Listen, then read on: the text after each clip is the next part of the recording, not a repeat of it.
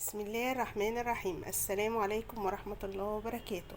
متابعيني وحبايب قلبي، ازيكم عاملين ايه؟ يا رب تكونوا بخير وسعادة. النهاردة حبايبي بقى نعمل الكوردون بلو. بص بقى شكله وجماله بجد روعة. بصوا ما شاء الله ما فكش معانا، جميل جدا وسهل. هنعمله مع بعض بخطوات بسيطة، اي حد يقدر يدخل المطبخ يعمله. يلا بينا بقى ندخل الفيديو ونشوف الجمال ده اتعمل ازاي. انا بشكر كل متابعيني وحبايب قلبي اللي بيدخلوا عندي يكتبوا لي كومنتات حلوه. انا بحبكم في الله. بينا بقى نقطع واحده ونشوفها كده حبايبي.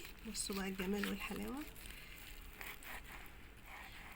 يا ريت تكون سكينه ايه حاميه شويه. بصوا بقى الجمال، الله بقى على الجمال. بصوا بجد روعه. جربوا الطريقه دي يا حبايبي، جميله جدا. يلا بينا بقى ندخل نشوف عملنا ازاي.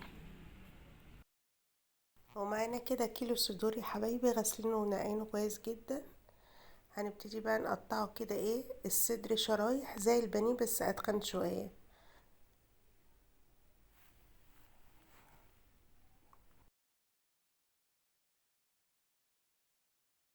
وكده قطعناه قطع.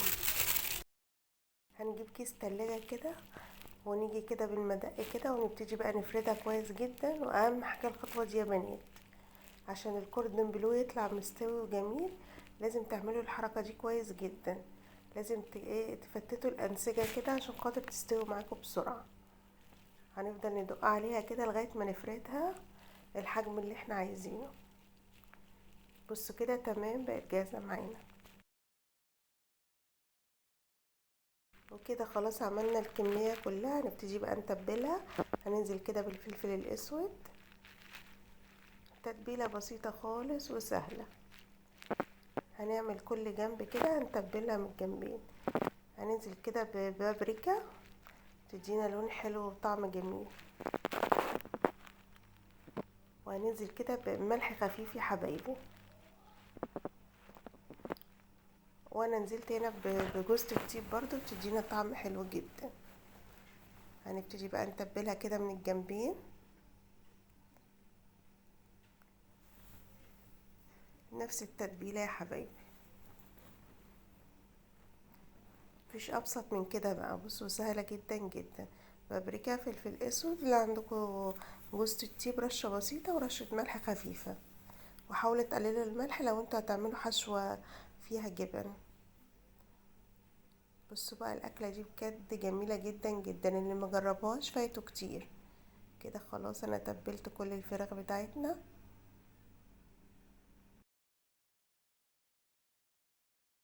نبتدي كده نحشيها. انا عندي هنا بسطرمه.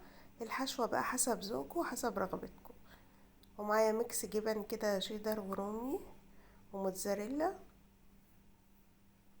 هنبتدي بقى نلف كده اكننا بنلف. بصوا صباع محشي عادي. بصوا شكله جميل ازاي.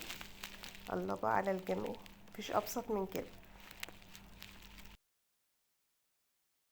واحده تانية قدامكم كده. بصوا سهل جدا يا بنات، اللي ما جربوش يجربوا، طعمه بجد روعه اكتر من رائع. وهنكمل الكميه بقى كل كده. بصوا ما شاء الله عمل معايا كميه كبيره. هندخله بقى على الفريزر لمده 5 دقايق بس ايه يتماسك كده. والحركه دي مهمه جدا برضو. دي كده اول خطوه. ومعايا بقى الكراست اللي هغلف بيها. معايا دي، معايا فيجيتار، معايا بيض. بس كده هي دي التتبيله الكراست بتاعتنا.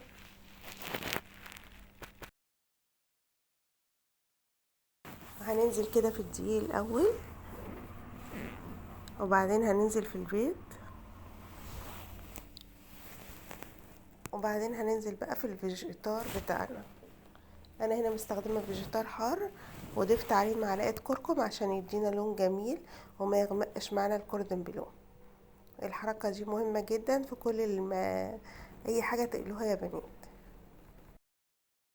هنعمل كده برضو بنفس الطريقه يا حبايبي. الاول في الدقيق وبعدين في البيض وبعدين بالفيجيتار. مفيش اسهل من كده. بس كده هنغلفها بقى بالفيجيتار بتاعنا. بس اهم حاجه تضغطوا عليها كويس جدا عشان ايه ما تفكش معاكم. بس كده تمام، وهنكمل الكمية كلها ونرجع لكم. وكده خلاص عملت الكمية كلها، برضه هاخدها على الفريزر لمدة 5 دقايق عشان تسمغ معانا وتبقى متماسكة، والخطوة دي مهمة جدا.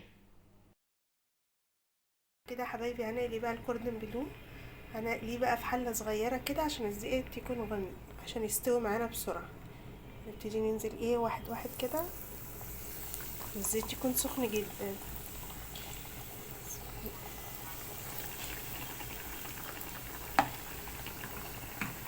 اهم حاجة الزيت يكون ايه كتير، وفي حاجة تكون صغيرة كده. بس كده، حاول بس ما نحركوش قوي يا حبايبي. هنحط واحد كمان،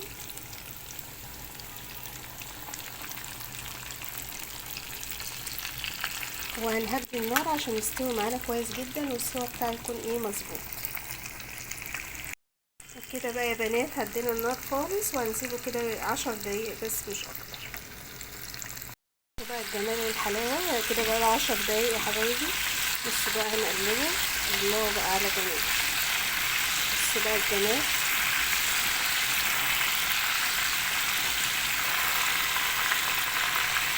بصوا تحفه بجد. بصوا اللون ما شاء الله. وكده بصوا بقى جمال الكوردون بلو، هو كده بقى له 10 دقايق. بصوا بقى اللون روعه بجد، ما شاء الله على الجمال. بصوا يتحدث عن نفسه. هناخده بقى كده على مناديل المطبخ. بصوا بقى جماله. نطلع بقى الباقي كده. الله الله، ريحته بجد روعه. جربوا الطريقه دي يا بنات هتعجبكم جدا جدا. هنطلع بقى الباقي ونكمل باقي التحمير. بصوا شكله روعه، الجمال ده. بقت حلو بقى للكوردون بلو الجميل ده. هنكمل بقى بقية الكمية كلها كده ونرجع لكم يا حبايب قلبي. وكده يا حبايبي بقى عملنا الكوردون بلو، بصوا بكل خطواته وجماله. بصوا بقى على الجمال بجد روعة. بصوا هيبقى متماسك معاكم وجميل وتحفة. بصوا ما شاء الله.